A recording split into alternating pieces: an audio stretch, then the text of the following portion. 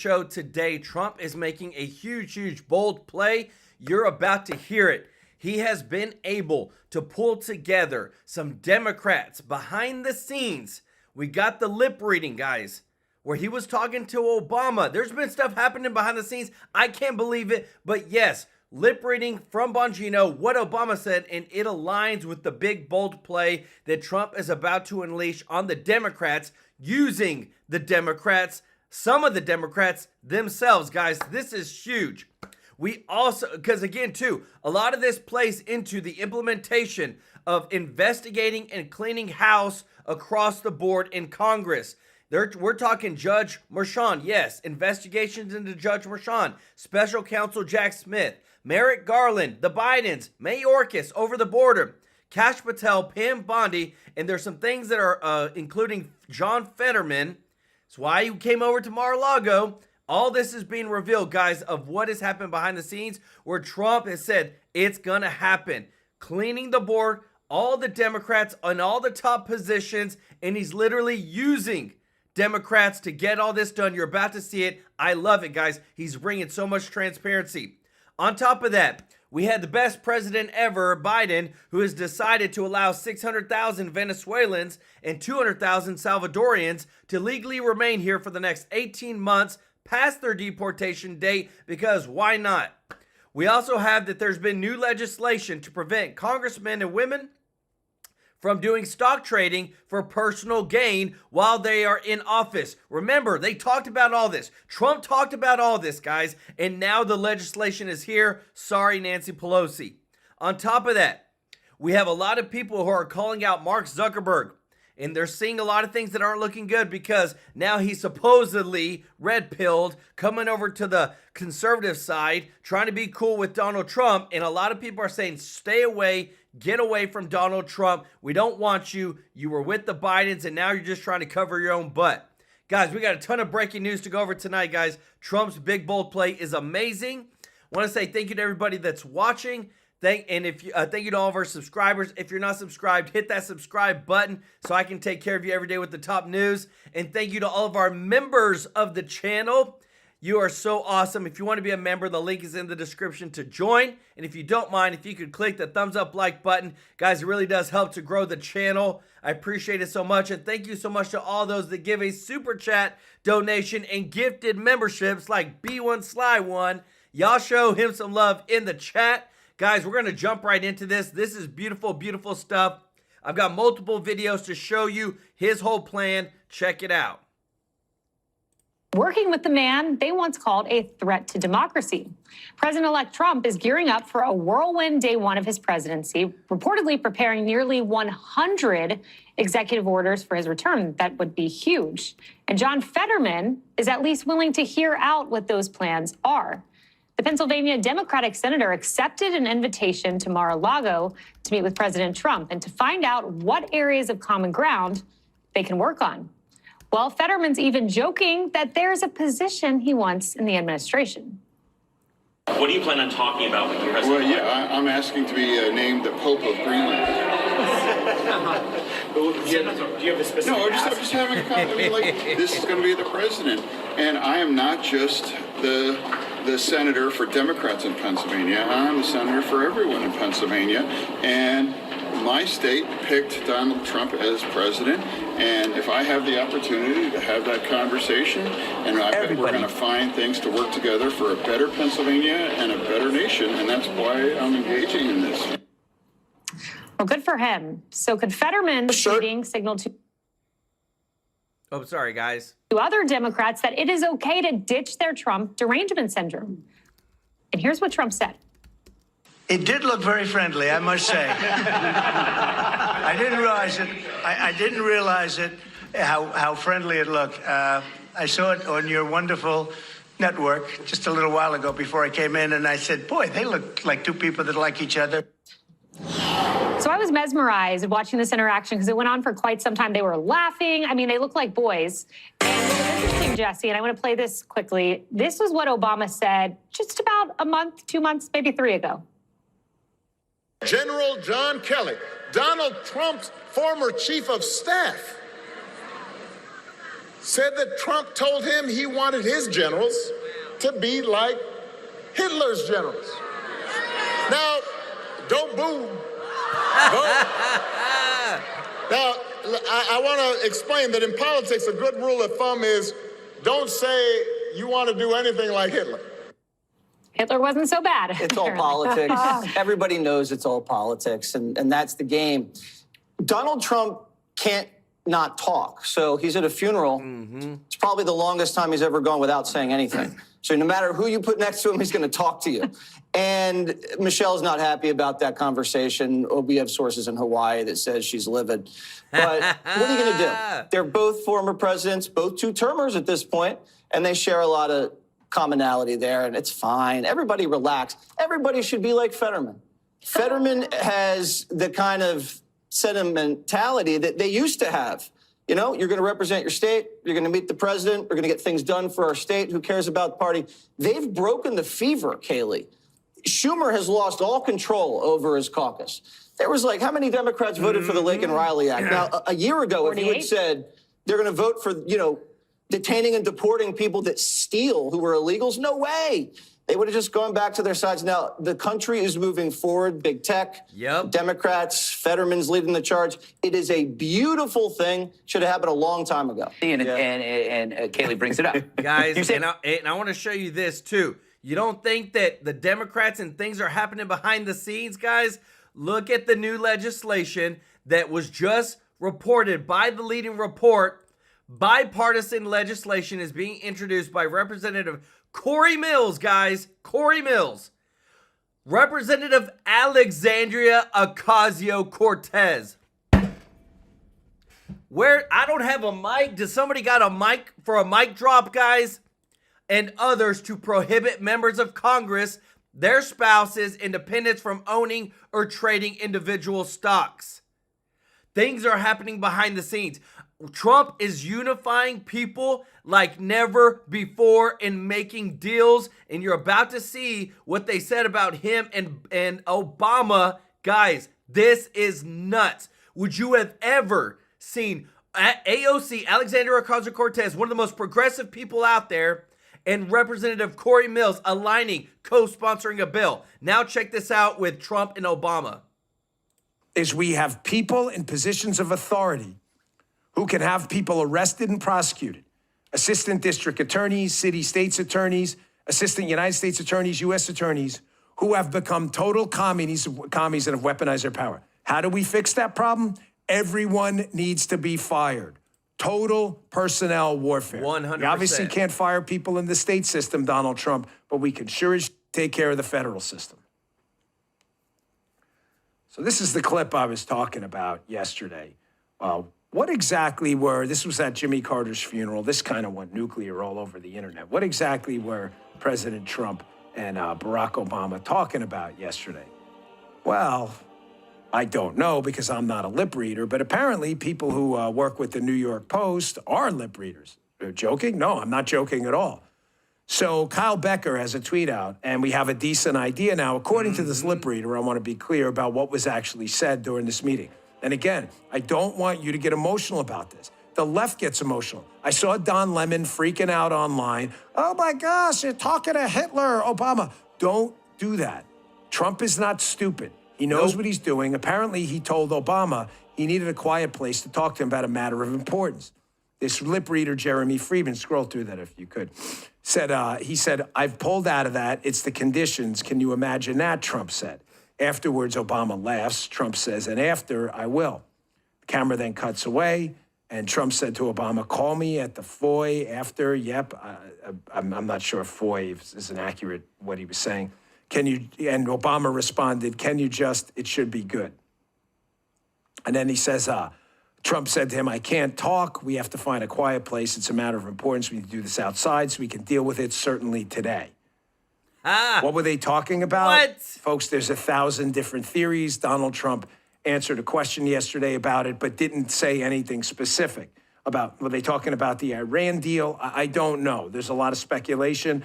I'm applying the Bongino rule, which is I'll wait to see if more information comes out and Trump says a little more about what exactly they were talking about. I don't know. But again, I'm seeing people getting really upset about this. I'm not talking about the left. Of course, we expect them to break down and melt down. Oh my gosh, Hitler, fascist, because they're morons and they're emotional. Folks, we need to find out, and we are going to need to get to a source eventually about what happened with the Iran deal and the Spygate operation. And for those of you who don't know the background, they are all tied together. This thing started, for those of you who are unaware, and I encourage you, you can get it from the library. I'm not trying to sell you a book, I promise. If you read my book, Follow the Money, or Exonerated, or even Spygate, I have 3 books on this.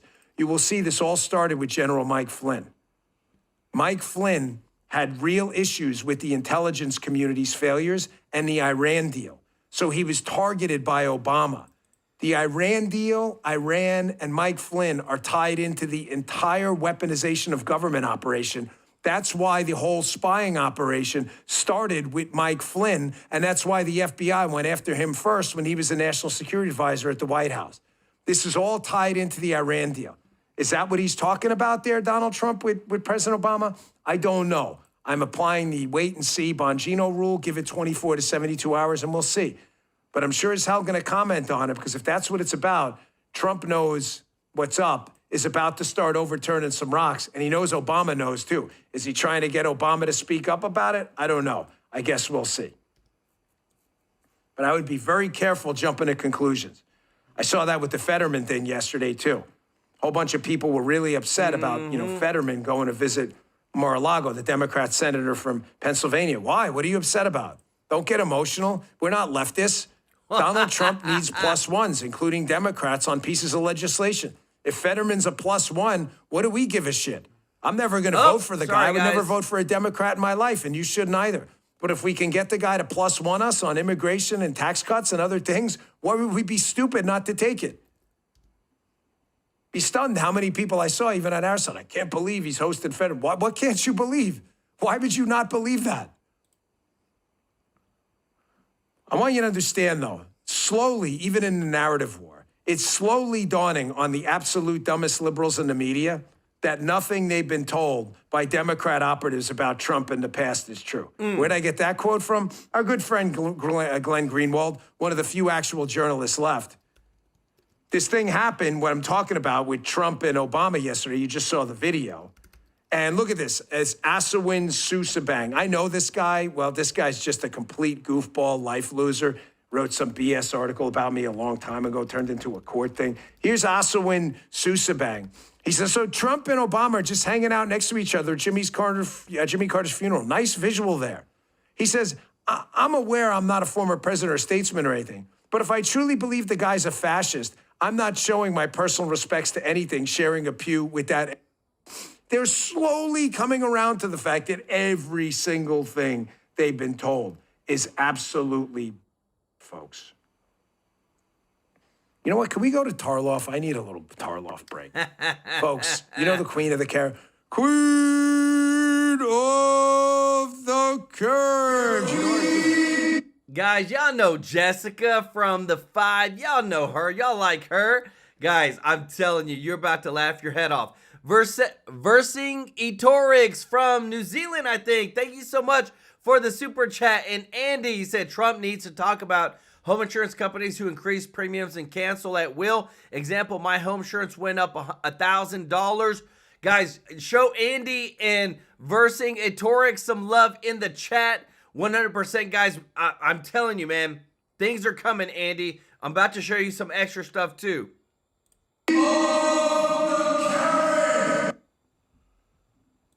I need a little Tarloff break after that just fireball of an opening about this disgusting filth bullshit case up in New York in the sentencing. Listen to me. Liberals are slowly coming around to the fact that everything Democrat operatives tell them is everything.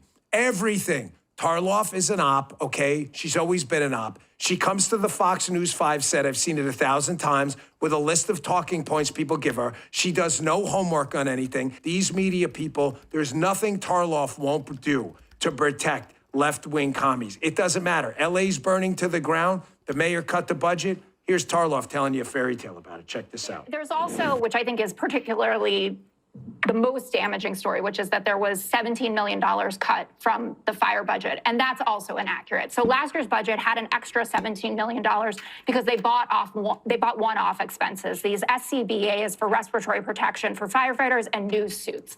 Those aren't in the new budget because you buy them once every several years. Also, there's an additional $50 million that's been set aside for the fire department, and when they were doing the budget negotiations, it wasn't finished. So that money is coming. There will actually be more money in the fire budget next year.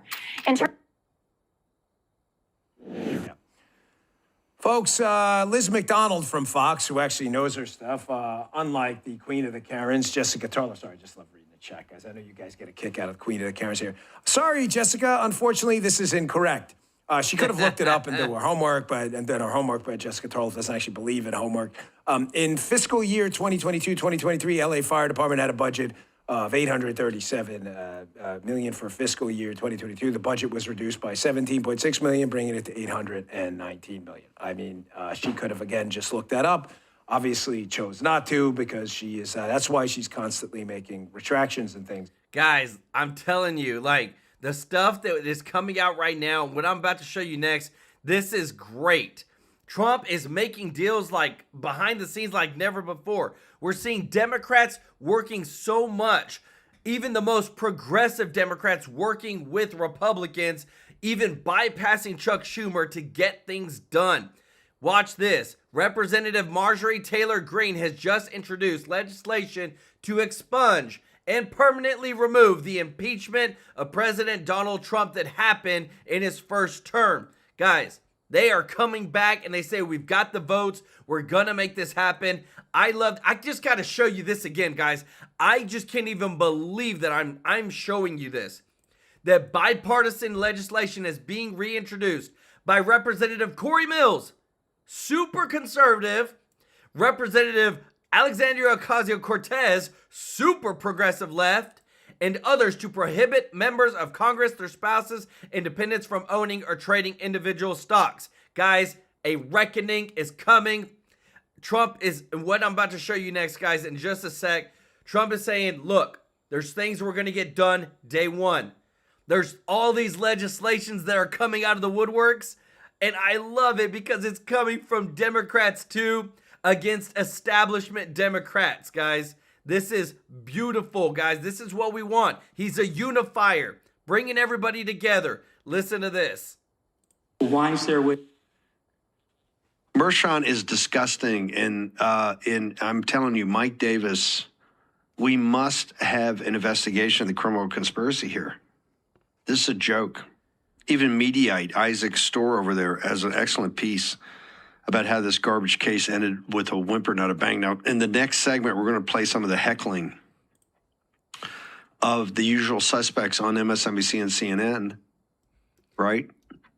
They can't get enough of this today.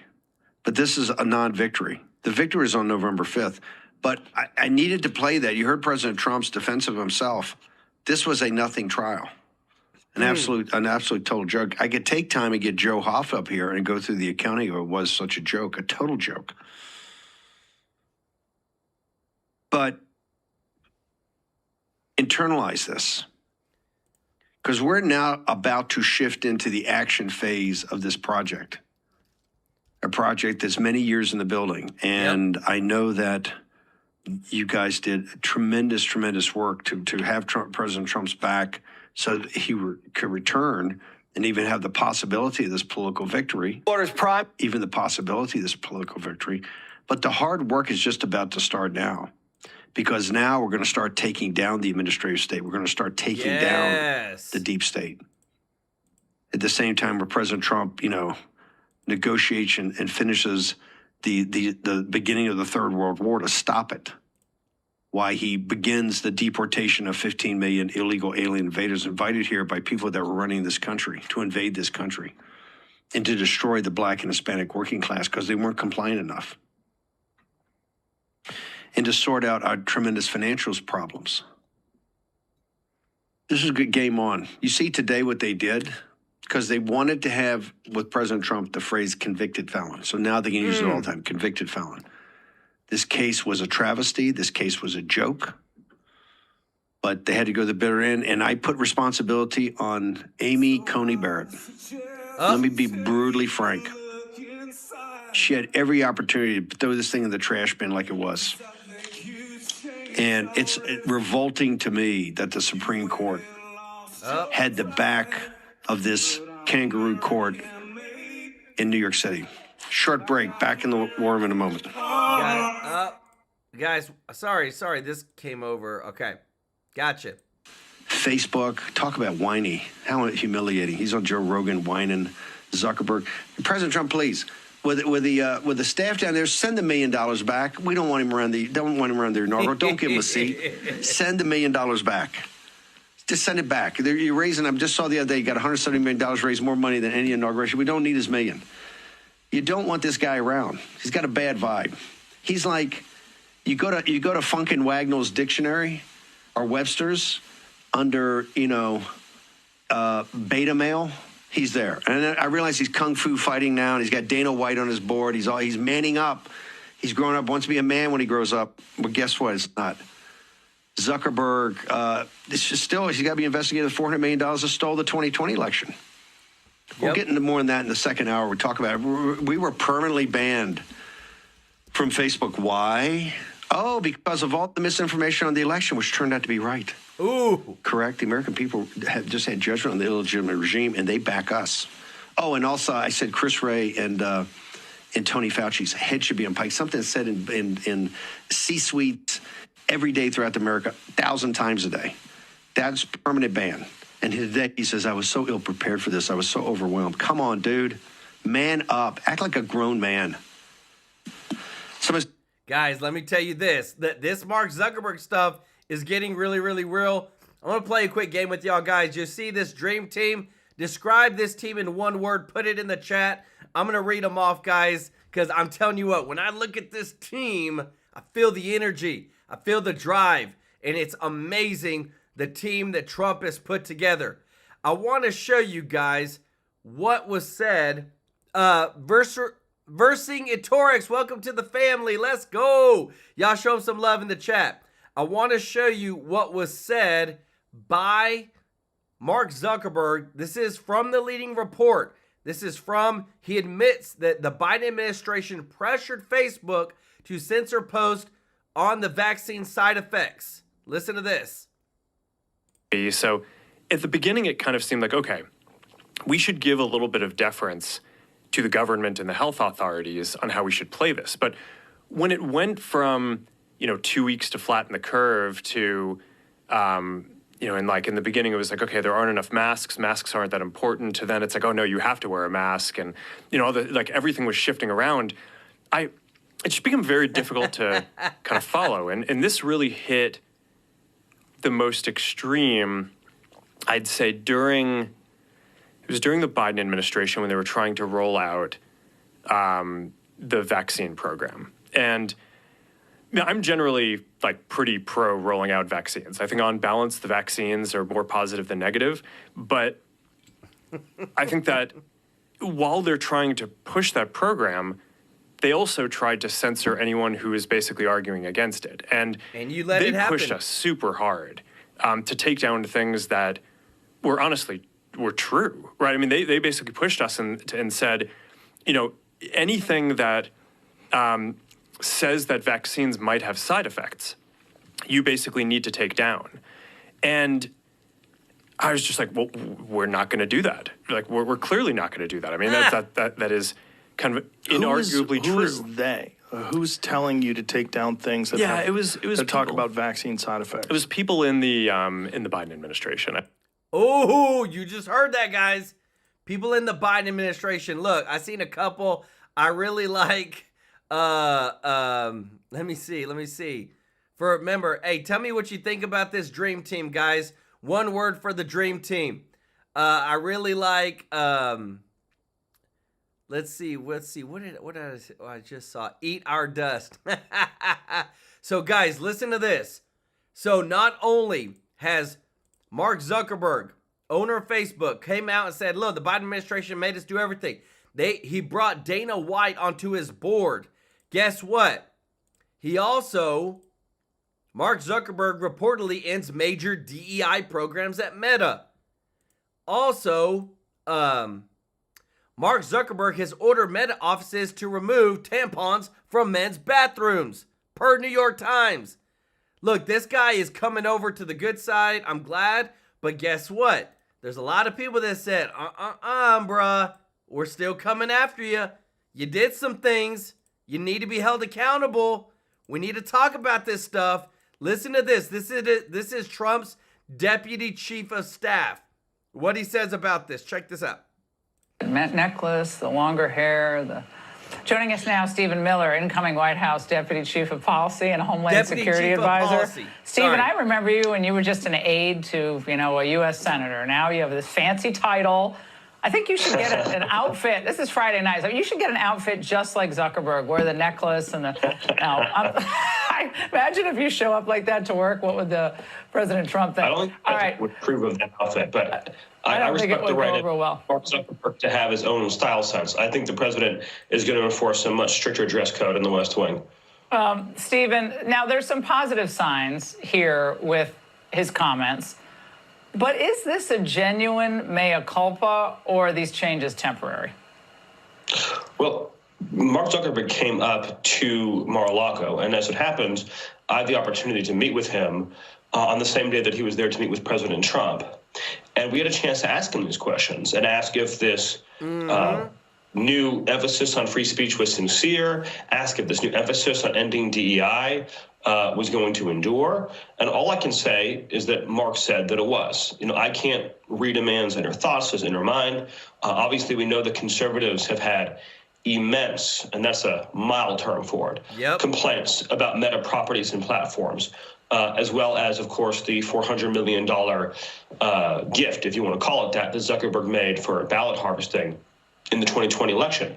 So again, I can't see inside of Mark Zuckerberg's inner thoughts. I can tell you what he told me is that the conversion is sincere and that he's committed to restoring free speech and he's committed to ending DEI policies. Well, Stephen, he has some work to do because on political sites, especially conservative pages, the reach is suppressed and demonetization is a real thing. Like conservative pages cannot get that. Yeah, they got to change that, correct? Right. Yes. No, words are empty. The proof is in the results. Now, again, as conservatives, we celebrate when we get public support behind a proposition and then other people flip their policies, right? That's how you win culture wars. So when the CEO of a large corporation comes out and says, no, I'm going to push for free speech. No, I'm going to end racist policies at my corporation. That's something that we should encourage, but we should also say, but we need to verify it. We need to show that this is actually happening, that we're not demonetizing and that we're not censoring. I just want to make a very important point, though. This is all part of the Trump effect. President Trump made clear throughout the campaign that he was going to end censorship when he came in. He was going to use the Department of Justice Office of Civil Rights to protect Americans' First Amendment rights, to protect American civil rights, to leverage federal resources to stop discrimination. And so that's a major part of why we're seeing this today, Laura. Fantastic. Stephen, thank you very much for joining. Guys, I'm telling you, and the big thing is this. Check this out. The stuff is coming, guys. And Trump says he's going to undo all this. This is from the leading report, Biden is expected to make announcements on additional preemptive pardons soon, according to Karine Jean-Pierre. This was today, guys. We're going to see some more pardons. Guess whose name is on the pardon list? Oh, sorry, guys. Oh, my goodness. Where's my thing at? Sorry. Where is he at? There he is. There's that guy. This guy. Secretary Alejandro Mayorkas says this is the guy who just announced 600,000 Venezuelans and 200,000 Salvadorians can legally remain in the U.S. for another 18 months, living off the taxpayers' dime, getting all the benefits. Why not? Days before Trump takes office. There's a lot of people out there, guys, where a lot of them say, I don't trust him. Trump came out and he was giving some words on what's coming with Canada, guys. He even came out and said this gave us some insight into the drones, guys. Remember those? New Jersey? Nobody knew there were. Our own defense didn't even know what they were. Basically lied to everybody. Listen to this, Canada. What Trump's saying is happening, because I'm telling you, we're going to get Canada or Greenland or the Panama Canal. I'd love to get all three, but we're going to get at least one. Listen to this. Look, I called him Governor Trudeau because they should be the 51st state, really. It would make a great state. And the people of Canada like it. They pay lower taxes. They have virtually no military. They have a very small military. They pay less than 1%. They're about the lowest payer in NATO. They're supposed to pay much more. They haven't been paying. They have a lot of problems. And I was with Wayne Gretzky. I said, Wayne, would you like to be the governor of Canada? I can't imagine anybody doing any better than Wayne. Wayne was not too interested, but I think he probably would have liked statehood. He's a friend of mine. He's a great guy. He's the great one. We call him the great one, right? He's a great hockey player. But I will say this.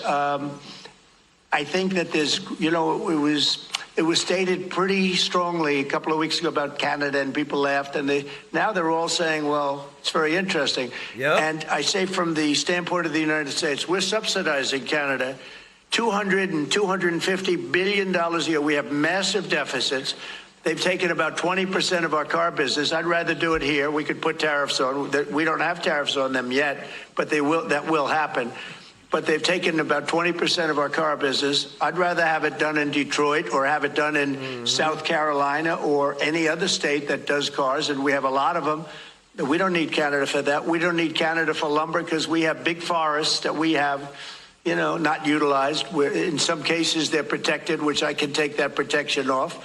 And you take down a tree and you grow a better tree. That's, pretty common. But we don't need anything. We don't need their fuel. We don't need their energy. We don't need their oil and gas. We don't need anything that they have. And I said to Trudeau, I said, why are we subsidizing you $200 and $250 billion a year? He said, I really don't know. And I said, well, I don't know either.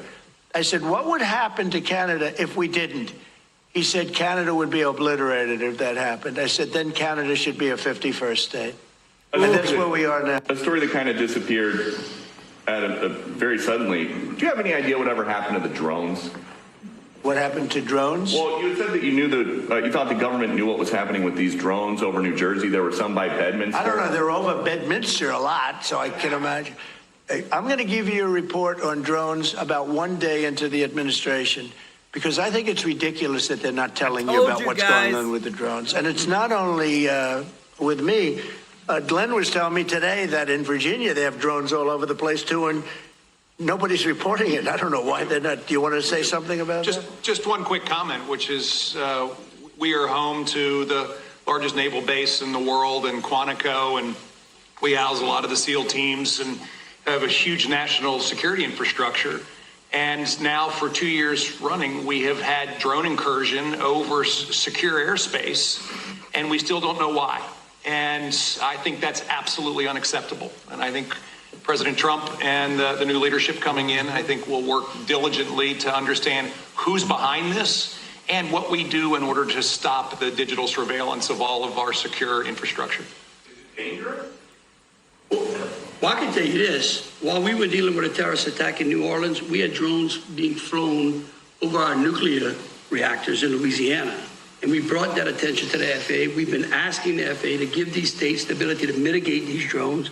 And it's sitting on some bureaucrat's desk. And that's real. Wow. Nobody knows. They don't want to talk about it. Go ahead, Governor, you were going to say? I was just going to say we have drones in Wyoming flying over our infrastructure as well.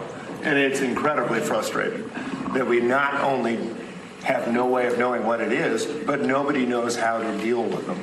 They don't want to talk about it, and nobody knows why. They don't want to talk about it. That could be us sending drones. I hope that's the case, us doing it and doing research, and maybe they don't want to talk about it from that standpoint. I hope it's not an enemy, but we're going to find out on the 21st, the day after. You have to give me a little time for the inauguration, but shortly thereafter, we'll give you a report on it. We'll tell you exactly what it is. They know And it's very strange that they aren't talking about it. Guys, you got to ask yourself, why is Trump so willing to tell these things that everybody else isn't? Like, and why are the other people so willing to hide it? Guys, leading report came out, said that Elon Musk and Vivek Ramaswamy will aim to cut $2 million from the federal budget by July 4th, 2026. That's literally like a year and a half, guys. From the time that Trump takes office with his team, this is beautiful, beautiful, beautiful. Cut the dang government, limit it, clean it up, and make sure that we stop spending hardworking Americans' money. That's big news, guys. I love it. One of the things I want to show you guys, because I'm told you guys, a lot of people are chiming in on what's going on with old Mark Zuckerberg and him trying to cozy up next to Trump. Especially one of the big conservative voices out there, Tim Pool. Listen to this. Cast. Are you buying the Zuckerberg transition?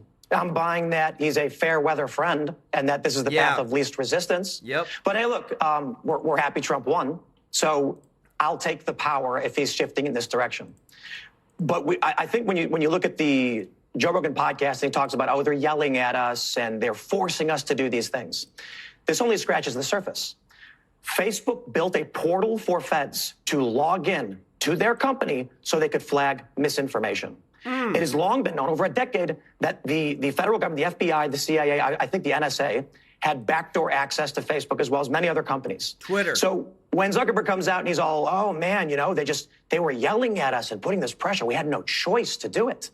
You're only saying that now because the news and the information got leaked over a long and hard-fought battle where activists, real journalists, were exposing them for having done this.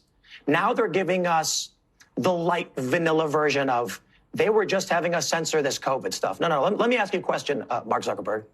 Eric Ciaramella, do you remember that name? Yeah. Yeah, this is one of the guys involved in whistleblowing on Donald Trump for the false impeachment against him related to Ukraine. And there was a period where if you went on Facebook and typed that name in any context, they would delete it without notification, no warning, no rule violation. That is extreme censorship because covering up that name hid a news story of historical significance. We can talk about the laptop. That affected an election, massively important. And then Joe ended up pardoning his son for the laptop that was real that you got censored for talking about. Yep. When Joe Biden says, I could have won, how do you react to that? What was he underwater, like 14 points in the internal polling? They didn't show him that poll. It's really remarkable and scary, though. If you're a Democrat, who do they have?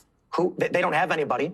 They've been desperate to ice out anybody who could compete with their established order. And they don't have Newsom anymore. Is Newsom salvageable at this point? When that video came out and Newsom was asked by Anderson Cooper, where's the water? And he said, they're figuring it out. That said right there, Newsom said, I am the governor and I have no idea what's going on in my state. That picture of him with his hands in his back pockets staring at the fire, he's toast. The fire stuff hits me really personally. I have a lot of friends deeply affected by it, and I don't want to sound crass. I see these natural disasters happen in the country, the hurricanes, and I feel for these people.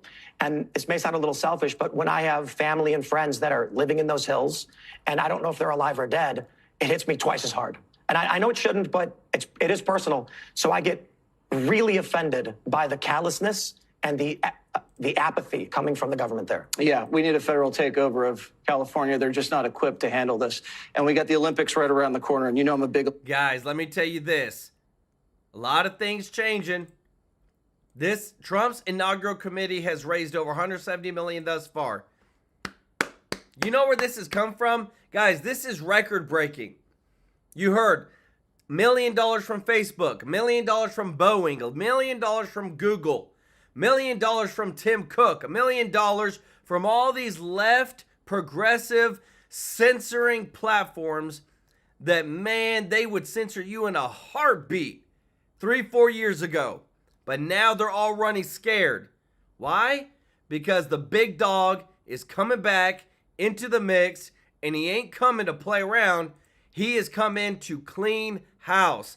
The team that he has 100% is ready to clean house. But guys, let me tell you this. If there's anything that what I'm about to show you next, what I love they're ready to do is they're ready to put more money back in your pocket. That's what Trump said. Because the whole point of the economy growing, the GDP growing, you got to get people to spend money. That's how you grow the economy. Listen to this, because this is good stuff that's coming for you. Tax cuts on the line. Experts and lawmakers we've talked to this week agree. If the GOP drags its feet, it could miss the window to deliver. It could be the triple B or it could be 3 bills. Either way, we're going to get the job done. We're all supportive of a big, beautiful bill that President Trump has suggested. If you look at it, it's the quickest and best process to get as much of the wins that we possibly can that President Trump campaigned on. I believe one bill is critical to get all of it across the finish line, keep everybody unified and focused on the task at hand. Joining us now, Wisconsin Republican Senator Ron Johnson, member of the Senate Homeland Security and Budget Committee. Sir, good to see you. Let me ask you this question from one of the angles of your background, which is as a guy who ran a manufacturing business for a long time. You hired, you set budgets, you looked at the tax environment, and that was part of the planning that you went through to decide how you're going to invest, what you're going to do. I think the fear of small businesses is if they don't get an answer on all this stuff quickly, it's going to be hard to navigate 2025. How do you address that? Well, first of all, I think they can rest assured that the Republicans in charge will not allow a massive automatic tax increase to take effect in 2026. Now, from my standpoint, I think a two-step approach makes more sense.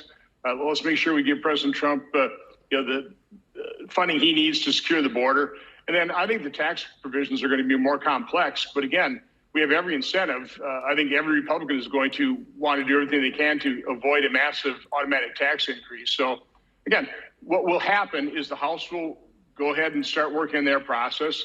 The Senate will work on ours. This is not unusual for us to take different approaches to the same particular issue. We can conference any kind of differences, or we'll take up one package versus the other. Again, I'm pretty ambivalent in terms of exactly how it all ends up in the end. But, I think we're all dedicated, and I think that's the good news. And, there's a lot of collaboration with Speaker Johnson, with Leader Thune. And there's with some Democrats. Bicameral cooperation. I mean, conservative senators, conservative House members. There's a lot of cooperation, a lot of collaboration. That's a good thing. Senator, just before we went on the air, breaking news, Supreme Court upholding the ban on TikTok. The company has until January 19th to divest from parent company ByteDance. Kevin O'Leary was on Fox News, and he said this. And this is really up for ByteDance to decide. And we think that ByteDance should seriously consider this, because the argument made by their lawyers, I think, fell on deaf ears regarding freedom of speech. We'll make it very free speech.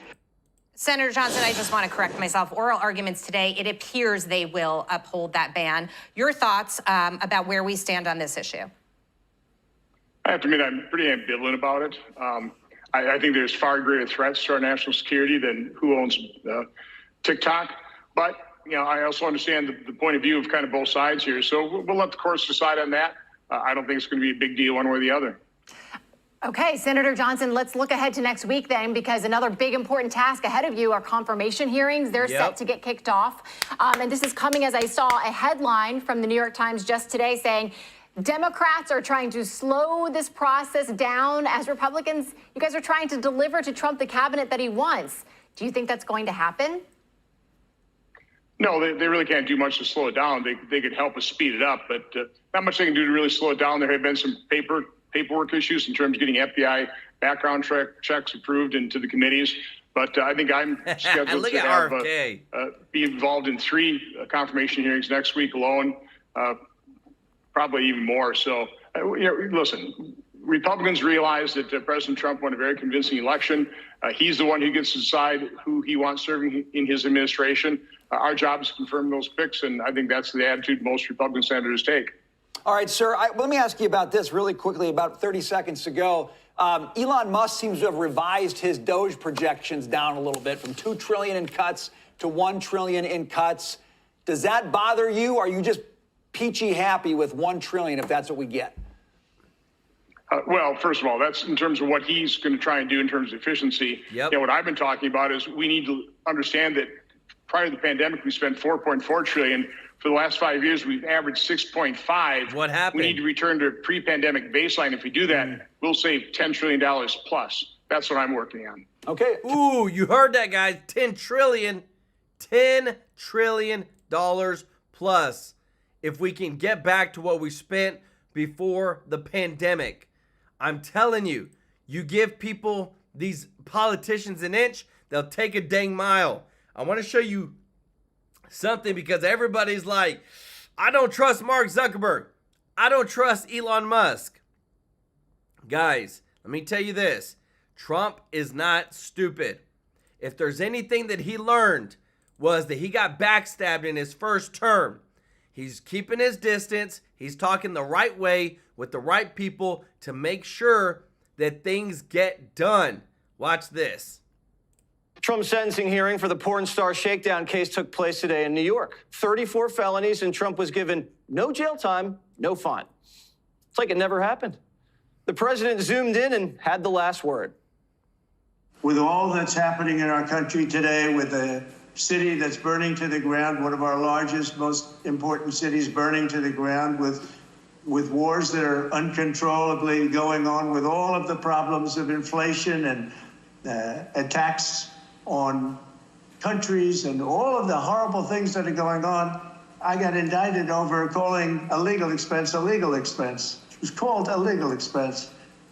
I just want to say I think it's an embarrassment to New York, and New York has a lot of problems, but this is a great embarrassment. These criminal cases were cooked up to kill Trump's campaign, but the lawfare withered and died on the vine. And now Trump's more powerful than ever. Don't tell that to Joe, though. He still thinks he could have won. I think I would have beaten Trump, could have beaten Trump, and I think that Kamala could have beaten Trump and would have beaten Trump. It wasn't about... I thought it was important to unify the party. It was the greatest honor in my life to be President of the United States, but I didn't want to be one who caused a party that wasn't unified to lose an election. And that's why I stepped aside, but I was confident she could win. Well, she didn't. And now the guys who bankrolled Biden and covered up the laptop are flying to Florida to kiss the ring. Jeff Bezos came, Bill Gates came, Mark Zuckerberg came. Many of them came numerous times. The bankers have all come. Everybody's coming. These guys want their own villa at Mar-a-Lago, just like Musk, but Elon had to earn it. Musk had skin in the game. He took a risk when it counted. These other tycoons are just all Johnny-come-latelys, like Zuckerberg, who started transitioning. He showed us he was MAGA curious when he said his fact-checking system was busted. Now Mark's getting rid of DEI programs at Facebook and Instagram and sticking it to Tim Walz. He's taking tampons out of men's bathrooms at company headquarters. And his employees, not happy. At least one person announced their resignation, as others privately relayed to each other that they plan to look for jobs elsewhere. But Zuckerberg isn't trying to impress them. He only cares about 47. So he went on Rogan to say, it wasn't me, Biden's a bully. Basically, these people from the Biden administration would call up our team and scream at them. And basically it just got to this point where we were like, no, we're not gonna take down things that are true. That's ridiculous. I don't believe We said that. no, we're not gonna take down humor and satire. We're not gonna take down things that are true. All these different agencies and branches of government basically just started investigating, coming after our company. It was brutal. It was brutal. All these big tech guys colluded with the government. Now they want us to think they were forced to collude. You see, it was non-consensual collusion. But don't think we're ready to forgive and forget. This guy spiked the laptop, gagged you during the pandemic. He booted Trump off Facebook and donated loads of dough to Joe.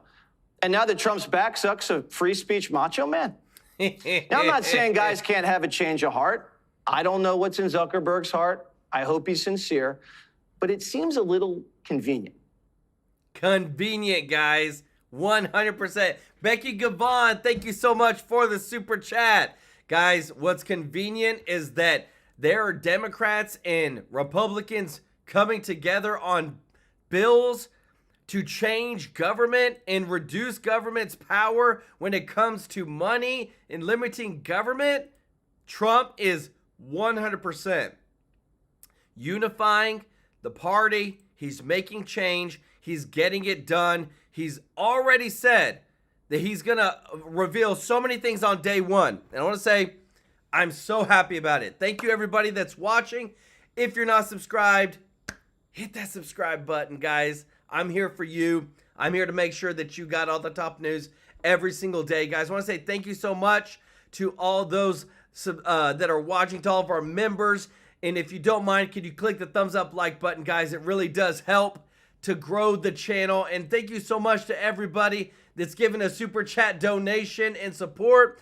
B1 Sly One, Versing Etorix, Andy, Becky Gavon. Y'all show them some love in the chat. Guys, such an exciting time we're living in, because guess what? We won. Trump's back in office. He's going to be kicking some butt. He's got the dream team. Y'all had some amazing names, guys, for the dream team. I love it. The Justice League, Victorious, Incorruptible, The Hammer. I love it. Y'all are amazing. I'm here for it, guys. We couldn't do this without you. We love you. Appreciate you so much. And we'll see you in the next one. Take care. Bye-bye.